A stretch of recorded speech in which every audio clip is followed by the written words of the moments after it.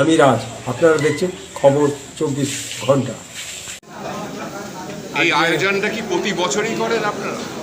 এই বছর নিয়ে টানা 31 বছর দল মত জাতি ধর্ম বর্ণ নির্বিশেষে এই ব্যাপারটি এবং অনেকে বলছেন ভোটের বাজারে খুচরো শহরে ইফতার পার্টি হচ্ছে।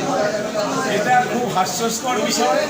যে বছর ভোট থাকে না সে বছরও দলমত জাতি ধর্ম বর্ণ নির্বিশেষে ইফতার পার্টিও হয়, বিজয় সম্মেলনে হয়। এখানে ব্যতিক্রমের কোনো ব্যাপার নেই, কারণ আমাদের দেশের বহু ভাষাভাষী এবং ধর্মের দেশ। এখানে কাউকে বাদ দিয়ে কারোর পক্ষে চলা সম্ভব নয়। আমরা এই সামাজিক অনুষ্ঠানটাকে দুটো অনুষ্ঠান, বিজয় সম্মেলন এবং ইফতার পার্টি দুটো, আমরা বিভিন্ন রাজনৈতিক দলের নেতা কর্মী সমর্থকদেরও যেমন নেমন্তন্ন করি, সব ধর্মের মানুষকে নেমন্তন্ন করি, সব ভাষার মানুষকে নেমন্তন্ন করি। কারণ আমরা মনে করি আমাদের এই হুগলি জেলা হচ্ছে একটা মিনি ভারত।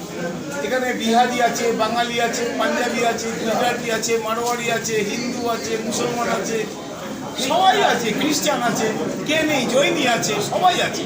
তো আমরা সবাইকে নিয়ে পারস্পরিকভাবে মেলবন্ধনের মধ্যে দিয়ে চলি। এটাই সম্প্রীতির ভারত। এখানে বিভেদের কোনো জায়গা নেই। আর যারা যত চেষ্টাই করো বিভেদ বাঁধানোর, ভারতবর্ষের মানুষকে, পশ্চিমবাংলার মানুষকে, হুগলি জেলার মানুষকে বিভেদের মধ্যে দিয়ে রাজনৈতিক ফায়দা তোলার জায়গা কেউ কোনোদিন দেয়নি, না দেবে, এটা নিশ্চিত।